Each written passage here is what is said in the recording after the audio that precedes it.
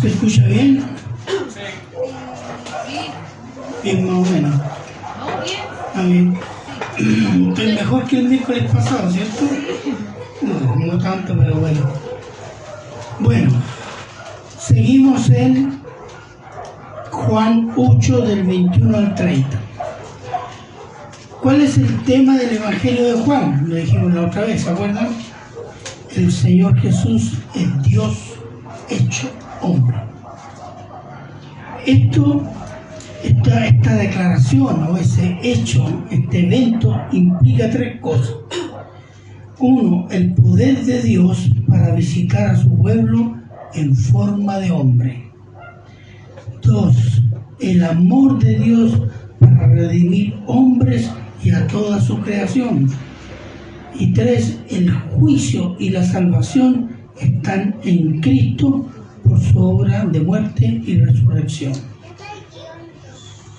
Cristo es central en esto. Quien dice que Cristo no es hombre ha hecho mentiroso a Dios. Perdón, que Cristo no es Dios ha hecho mentiroso a Dios.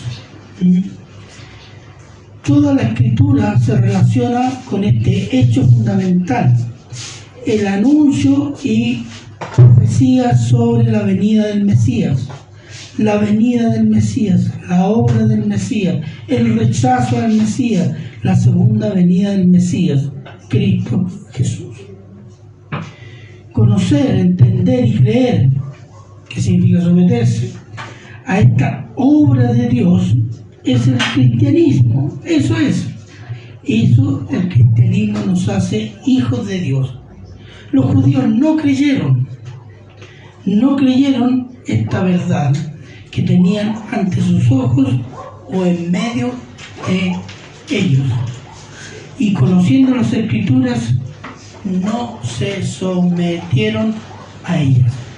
¿Por qué? Porque las reinterpretaron de acuerdo a sus necesidades humanas, políticas y sociales, confiando en su propia justicia por obra y esperando un Mesías político y social, y no esperaban ser librados del pecado, sino de no esperaban ser librados del pecado, de la opresión espiritual, sino de la material, social y política.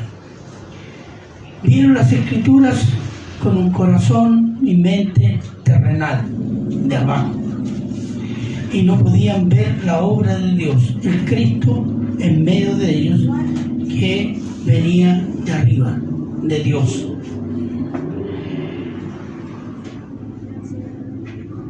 Y es lo que ha sucedido con el cristianismo en Occidente, sobre todo. Y está sucediendo en medio de muchas iglesias actualmente. ¿El principio cuál es? El que de arriba viene es sobre todos. El que es de la tierra es terrenal y cosas terrenales habla. El que viene del cielo es sobre todos. Juan 3, 31. Esa autoridad sobre todas las cosas y todas las personas. Y para terminar esta introducción, hay un dicho popular campesino que dice del chancho: ¿qué es el chancho de estrellas si lleva todo el día metido los hocico en el barro? Eso somos nosotros. Porque somos de abajo y el Señor es de arriba. El título es lo de arriba y lo de abajo. Ya dijimos, estamos en la tercera parte. Oremos. Padre bueno, eterno y misericordioso Señor, damos gracias, Señor, por su palabra, gracias por los presentes, y pedimos y rogamos la dirección del Espíritu Santo para nuestra mente y corazón. Que su palabra, Señor, nos haga más sensibles a su persona, a amar a Cristo y querer ser más como Cristo. Bendiga a cada uno de los presentes y a todos los que van a participar de este sermón por las redes. Gracias, Padre. Se lo agradecemos en Cristo Jesús. Amén. Y vamos al versículo 25. Dice, entonces le dijeron los judíos, ¿tú quién eres? Entonces Jesús les dijo, lo que desde el principio os he dicho. Una de las cosas que el Señor Jesús siempre les dijo a los judíos, yo vengo de arriba, del Padre. Y se lo dijo de muchas formas. Aquí vamos a ver 3 formas en que los judíos no podían no darse cuenta de quién era. Por ejemplo, cuando el Señor les declara, yo soy la luz del mundo. ¿A qué se refiere? Y se refiere a las profecías del Antiguo Testamento. Por ejemplo, Salmo 27:1.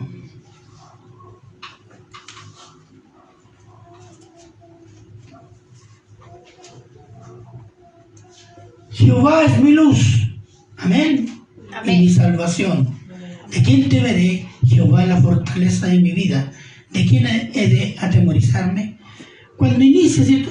Jehová es mi luz, y si es mi luz, es mi salvación. Cuando Jesús dice, yo soy la luz del mundo, está diciendo, yo soy la salvación del mundo.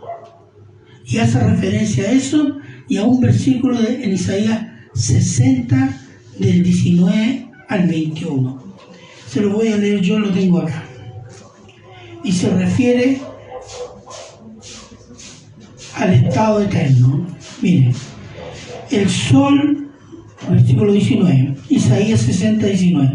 El sol nunca más te servirá de luz para el día, ni el resplandor de la luna te alumbrará, sino que Jehová te será por luz perpetua y el Dios tuyo por tu gloria. No se pondrá jamás tu sol, ni menguará tu luna, porque Jehová te será por luz perpetua y los días de tu luto serán acabados. Y tu pueblo, todos ellos serán justos para siempre, heredarán la tierra, renuevos de mi plantío, obra de mis manos para glorificarme. ¿Qué le está diciendo? Yo soy la salvación eterna. Y en el futuro, en la eternidad, no hay necesidad de sol, luna, ampolletas, luz eléctrica. Yo voy a ser su luz. Entonces, cuando se presenta el Señor Jesús ante los judíos y dice, yo soy la luz del mundo, se supone que esto tenían que entenderlo ellos, porque es una referencia al Antiguo Testamento. Ellos lo entendieron, pero no le creyeron. Después les dijo, yo soy el agua viva, yo doy el agua viva, agua limpia, pura, que sana, que da vida, y hace referencia a Isaías 12, del 2 al 4. Isaías 12, del 2 al 4. Si alguien lo puede leer, porque ya está bien fuerte y claro. He aquí, Dios es salvación mía. Me aseguraré y no temeré, porque mi fortaleza y mi canción es Jehová, quien ha sido salvación para mí. Adelante. Sacaréis con gozo aguas de las fuentes de la salvación. Y diréis en aquel día, cantad a Jehová, aclamad su nombre, haced célebres en los pueblos sus obras, recordad que su nombre es engrandecido. Amén. ¿Qué dice? Sacar agua de la fuente. ¿Cuál es la fuente de esta agua viva? Jehová, Dios. ¿Y Jesús qué le dijo a los judíos? Porque hay una ceremonia en esos días de celebración respecto al agua. La expliqué la otra vez. Pero esta declaración del Señor Jesús en ese contexto hace referencia a eso. Yo tengo la fuente de salvación, yo soy la fuente de salvación, yo soy el agua viva. Yo doy el agua viva, que es el Espíritu Santo. En fin, los judíos no lo entendieron, sí, pero no creyeron. ¿Cuál es la otra frase? Yo soy el pan de vida. Y hace referencia al maná que Dios envió a Israel para alimentarlos por 40 años en el desierto. ¿Se acuerdan? Salmo 72, del 22 al 25.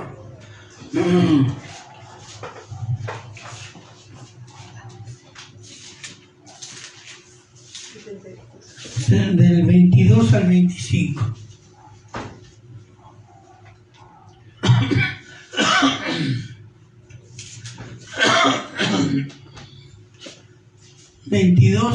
al 25. No hay hasta el 20. Me equivoqué. Anoté mal el versículo, disculpa. Y debe ser Salmo 78. Veamos.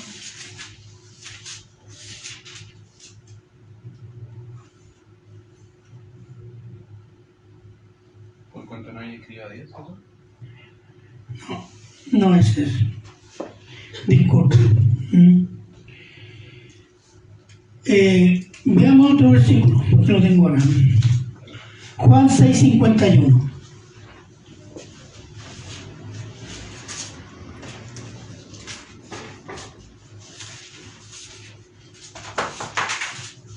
Leo. Lea. Yo soy el pan vivo que descendió del cielo. Si alguno comiere de este pan, vivirá para siempre, y el pan que yo daré es mi carne, la cual yo daré por la vida del mundo. Exactamente. Y se refiere al maná. ¿El maná de dónde les caía a los judíos todas las mañanas? Del cielo. Y esa es la referencia. Si ese pan les venía del cielo para alimentar nuestros cuerpos, yo soy el pan que da vida eterna, vida espiritual. Es el alimento espiritual para salvación de judíos y gentiles. Estos eventos y símbolos de los judíos, que los judíos habían experimentado en su propia historia, junto a los milagros y predicaciones que tocaban el corazón de muchos, debería haber llevado a la mayoría de los judíos a creer que Jesús era el Mesías prometido. Pero no fue así, sino que la mayoría de ellos terminaron gritando: crucifícale, crucifícale, porque no cumplía las expectativas terrenales que ellos tenían sobre el Mesías, que eran de abajo, de la nación. Los de abajo, Israel. ¿Qué hizo Israel? Humanizó, hizo terrenal la redención que venía de arriba, llegando a asesinar al Redentor que venía de Dios. ¿Por qué? Porque ellos esperaban una liberación política, una liberación social, un dominio sobre todas las naciones.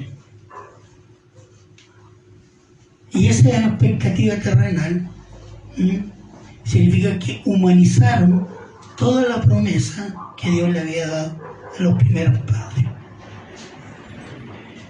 Ahora, el cristianismo es diferente. ¿Hay algo diferente en el cristianismo respecto a los judíos? Vamos a ver. Ahora, el cristianismo viene en muchos aspectos asesinando espiritualmente a Cristo, a Dios y el Evangelio y las Escrituras desde hace varios siglos, sin lograrlo, obviamente. Y les voy a mencionar 6 aspectos. Uno,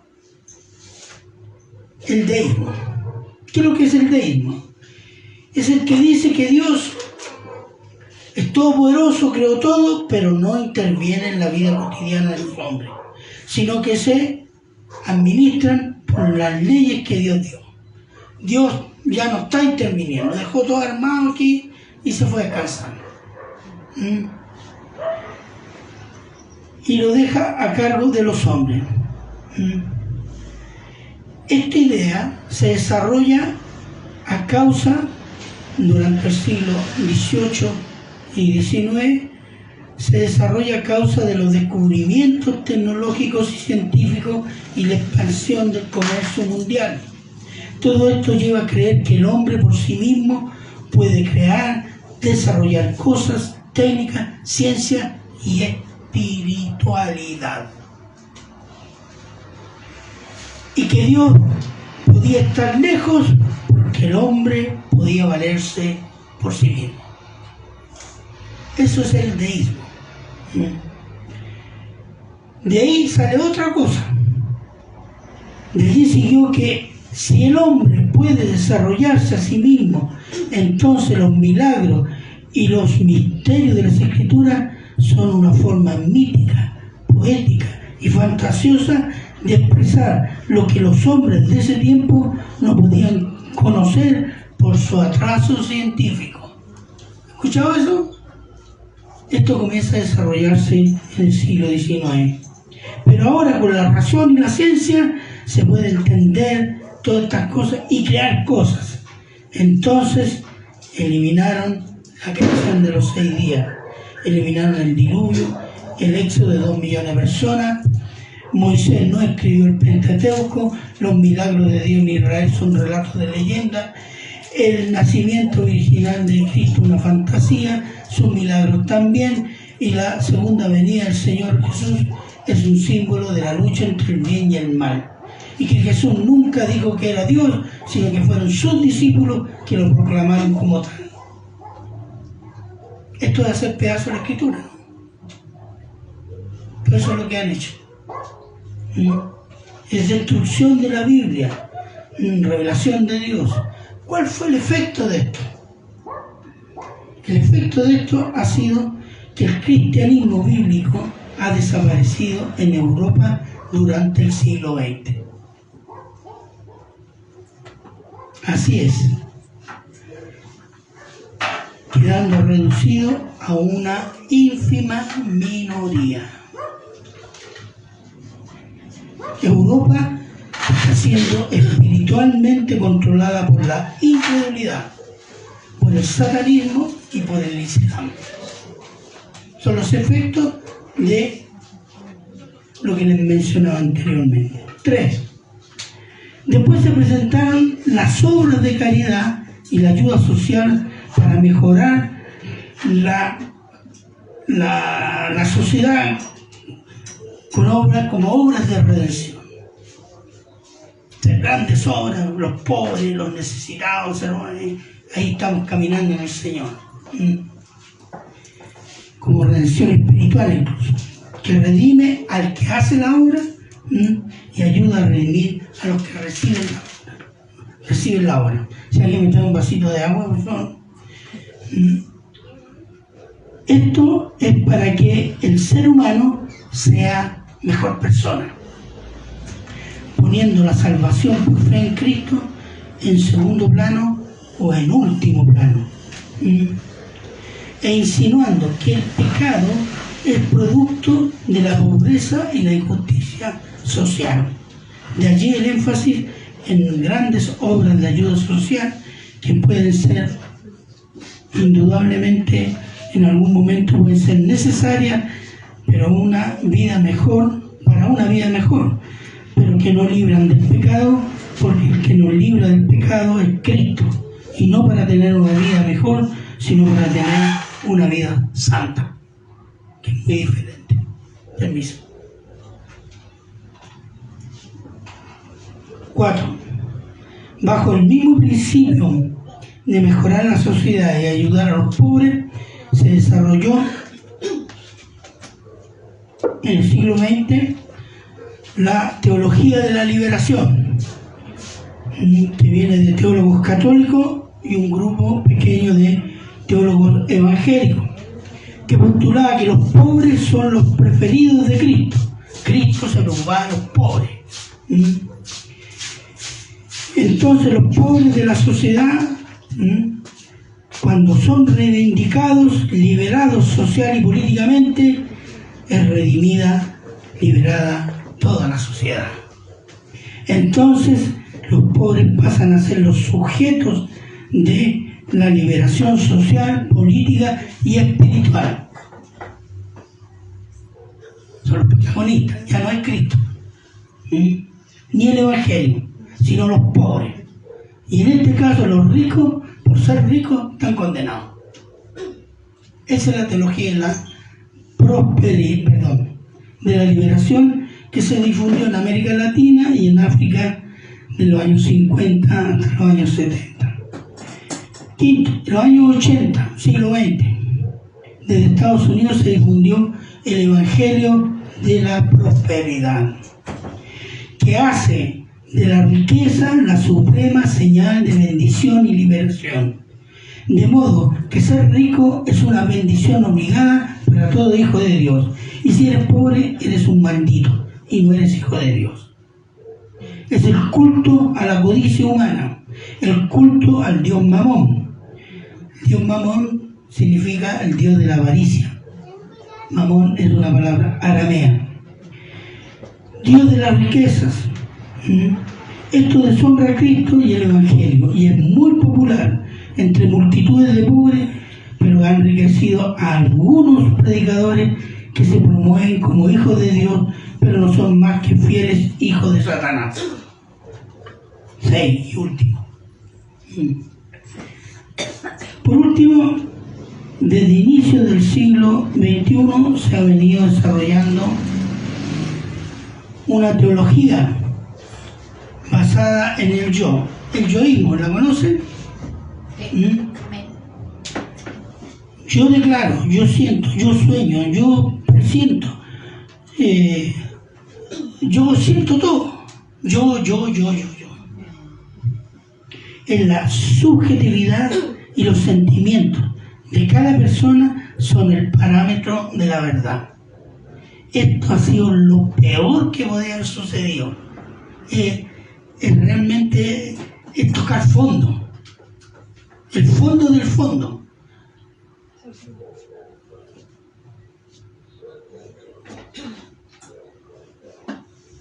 Es el veneno más destructivo de las iglesias, de las escrituras, del Evangelio, de Dios y de Cristo en la mente y el corazón de muchos que quieren buscar a Dios.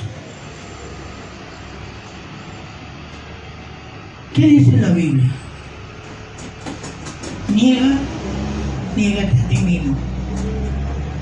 El que se ama más a sí mismo, el que ama más su familia, el que ama más su riqueza, y no es digno de ser mi discípulo. Pero hoy día tenemos una teología que salta a qué? El ego humano, los sentimientos sobre todo. Realmente es una pobreza pero extrema, de un punto de vista espiritual. Es la indigencia espiritual.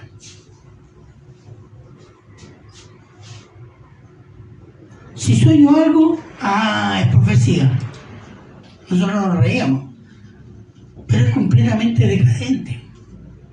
Si leo un párrafo de la Biblia y lo interpreto como lo siento, y no como dice el texto, el Señor me está hablando. O sea, yo lo puedo interpretar como a mí me da la gana, o como a mí me parece, y no lo que dice ahí. Si ese pecado no lo siento como pecado, entonces no es pecado, ¿no? Y estamos en esa.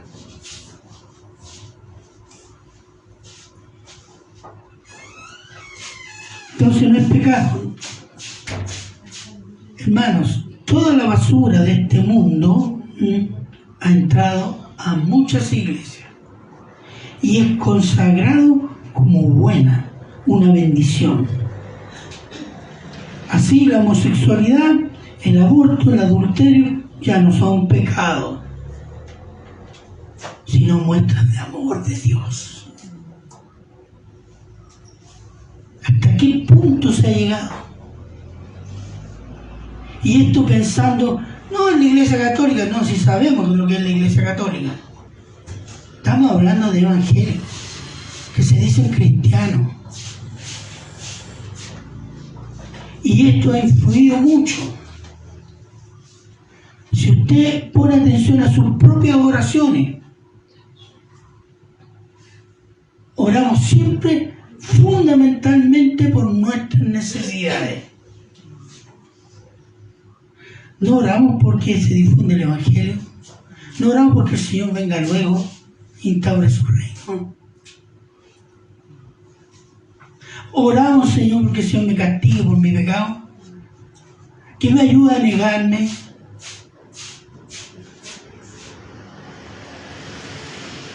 Esto ha influenciado a todo cristiano. Veamos las motivaciones con las que a veces se viene a la iglesia. Se viene con el espíritu de servir, de dar. No, voy a ver qué hay para mí hoy día. Yo quiero esto. Estamos absortos en esa cultura que ha entrado en la iglesia. Y a eso se le llama santo, bueno, de Dios. A veces nosotros no nos damos cuenta de eso. No nos damos cuenta porque estamos tan inmersos en esto. Siempre yo pongo este ejemplo, cuando uno tiene una piedra en un zapato y camina todo el día y no se lo saca, ya se acostumbra. Y después cuando llega la noche se lo saca y ¿cómo puede andar todo el día con esta cuestión? Así es. ¿Cómo pude denigrar tanto a mi Señor? Pidiendo cosas inútiles a veces. Y no rogando por parecerme más a Cristo. Si usted lee las oraciones del apóstol Pablo en el Nuevo Testamento, son todas peticiones espirituales.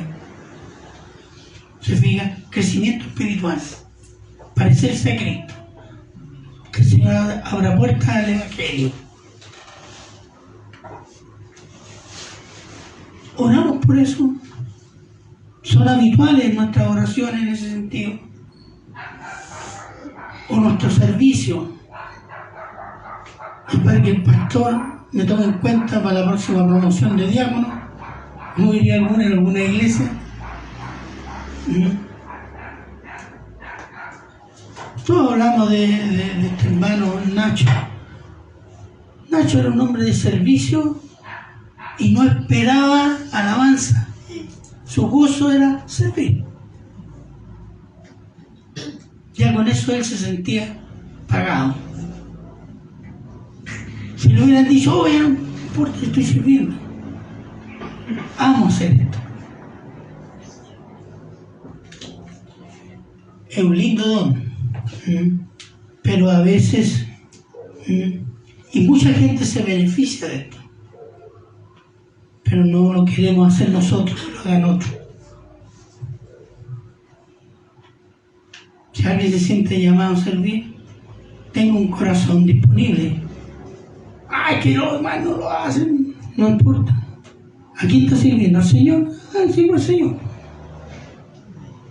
¿Se acuerdan de que les conté una vez una anécdota? Una señora que llegó con su guitarra de una iglesia, el pastor entonces le dijo, pastor, yo soy salmista y quiero cantar el próximo culto. Venga al culto.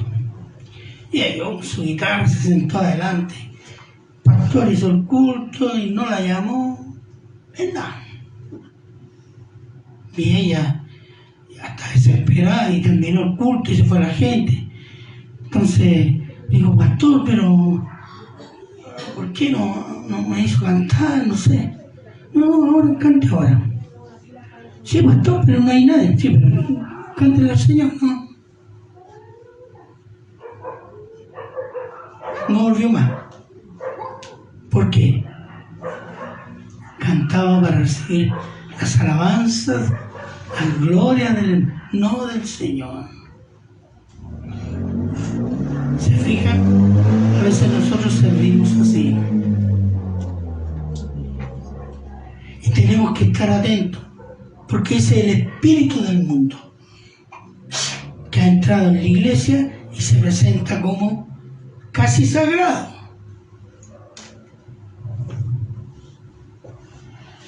Entonces, ahora, todas estas herejías introducidas en la iglesia se basan en un principio. ¿Cuál es? El hombre, las necesidades del hombre, los deseos del hombre, los sentimientos del hombre, los pensamientos del hombre. El hombre respecto a Dios, respecto a Cristo y la Escritura, el hombre central. Y en los métodos del hombre para librarse del pecado y ganarse el cielo con obras del hombre.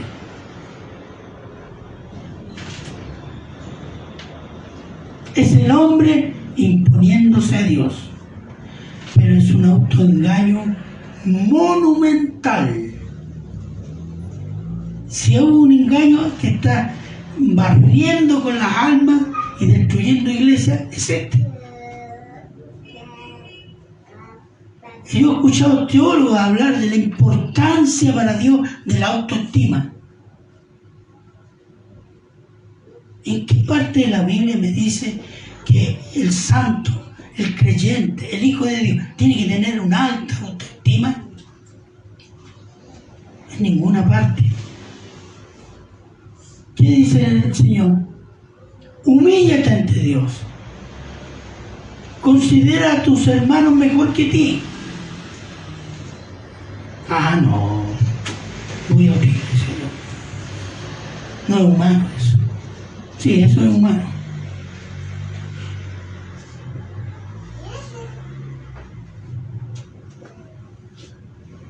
Jeremías 17:5.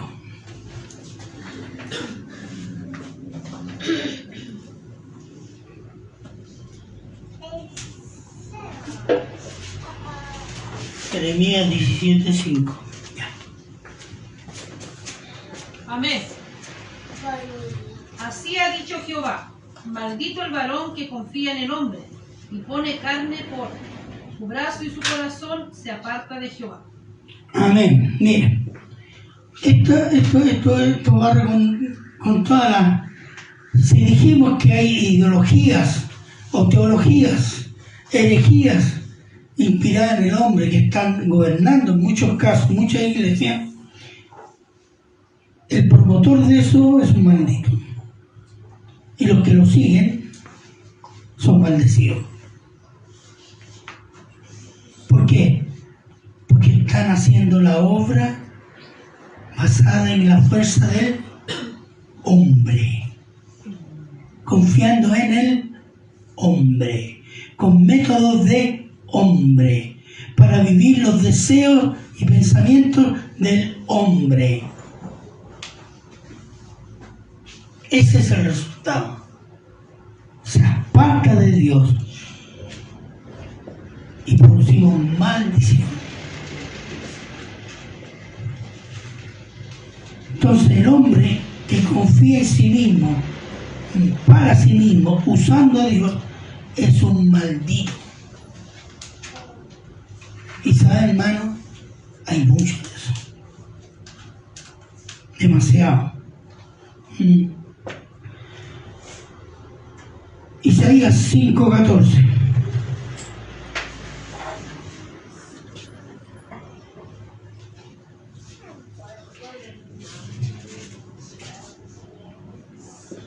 Isaías 5:14. Hablando de Jerusalén y de Israel, dice el profeta: por eso ensanchó su interior el Seol, que es el lugar de los muertos, y sin medida extendió su boca. Así abrió. Allá descenderá la gloria de ellos, los incrédulos, y su multitud y su favor, y el que en él se regocijaba. Leo otra versión. Esta es de la Biblia latinoamericana hoy. Dice: por tanto el Seol, región de los muertos, ha ensanchado su garganta y ha abierto sin medida su boca, y a él descienden el esplendor de Jerusalén, su multitud, su alboroto y el que se divertía en ella. Y podemos aplicarlo a lo que está sucediendo, a lo que estamos hablando. La boca del infierno se ha abierto harto grande para recibir toda esta gente que está en los bancos creyendo que se va al cielo. Precisamente por doctrinas de hombre, predicadas como doctrina de Dios. Y es una tragedia. Tragedia será los que se divierten y gozan, decretando, soñando, profetizando, sintiendo que no pecan, pecando y creyendo que van al cielo y se encontrarán entrando al infierno eterno junto con sus teólogos liberales, sus predicadores poderosos que los tumbaban en el suelo y sus pastores que le enseñaban el amor, solo amor. Y dirán, ¿qué pasó? Abandonaste a Dios, no conociste a Dios ni a Cristo. Hermano, después de esta vida no hay nada más que hacer.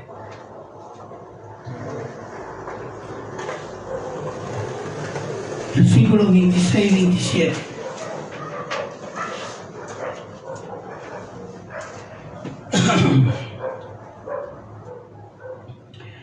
Dice: muchas cosas tengo que decir y juzgar de vosotros, pero el que me envió es verdadero, y yo lo que he oído de él, esto hablo al mundo. Pero no entendieron no entendieron que les hablaba del Padre.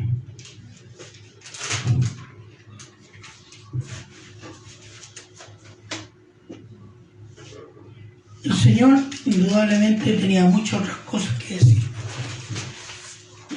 que revelarles. Pero no les dijo nada más. ¿Por qué? No les reveló nada más porque Él venía del Padre. El Padre que me envió. ¿Y ustedes qué sucede? Que no creen. Entonces hasta ahí nomás llegó. Muchas cosas tengo que decirles. Y las cosas me las ha dado el Padre. Y lo que yo les digo lo he oído del Padre. Ellos no entendieron que Él era el Hijo de Dios. ¿Y qué sucede? Jesucristo dice, no les puedo decir nada más. Ese es el punto. ¿Por qué? Porque no quieren creer y no quieren entender que yo vengo del Padre. Y les he dicho las palabras del Padre. Entonces, ustedes son responsables por lo que saben y serán juzgados por no creer en lo que saben de arriba y aferrarse a lo de abajo, terrenal. Miren, hermano, toda persona que haya oído el Evangelio y no ha creído es responsable de su incredulidad, porque sabiendo no creyó. ¿Está claro? Mucha gente hemos predicado, mucha gente. Yo he predicado en funerales, yo he predicado en otras reuniones. ¿Han escuchado el Evangelio? Yo dije, sí, entendemos, es interesante lo que decís tú, pero no creen. Y Dios nos va a hacer responsables. Ay, ¿por qué me voy al infierno si yo soy buena persona? ¿Escuchaste el Evangelio? Sí, ¿lo entendiste? ¿Por qué no creíste? Ay, hay que creer. Dios nos va a hacer responsables. Todo cristiano que dice conocer y creer en el Evangelio y no obedece, Dios lo hará responsable de su desobediencia, hermano. Y nos hará responsable por no señalar el pecado del incrédulo predicado predicando el Evangelio de Cristo. Ezequiel 3, 17 al 19.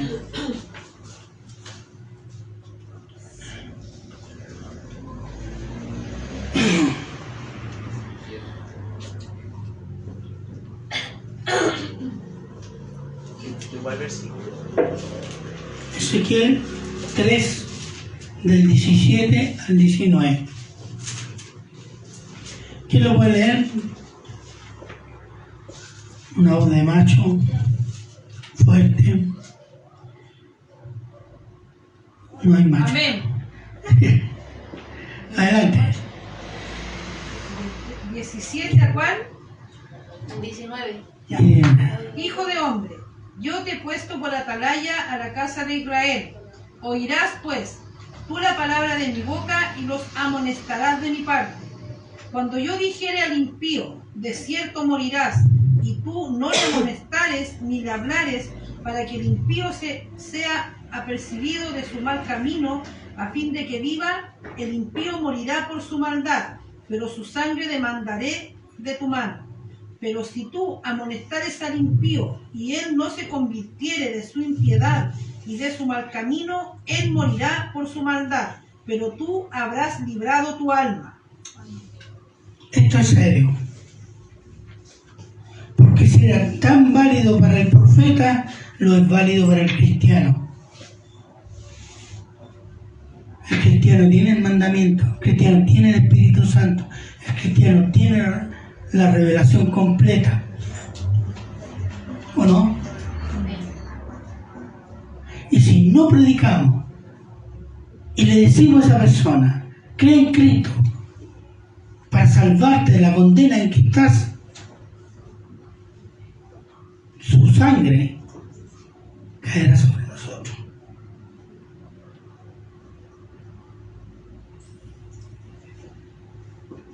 Todos los que son alcahuetes del pecado, llamando bueno al pecado y malo a lo bueno, Dios le cobrará la vida de los que creyeron en las herejías y doctrinas de demonios. Todos aquellos que andan predicando que Dios es amor y no es juicio, la sangre de los que lo oyeron condenados va a estar sobre esa gente. Se va a hacer estrecho el infierno, hermano. Va a haber que ampliarlo, porque hay mucho de eso.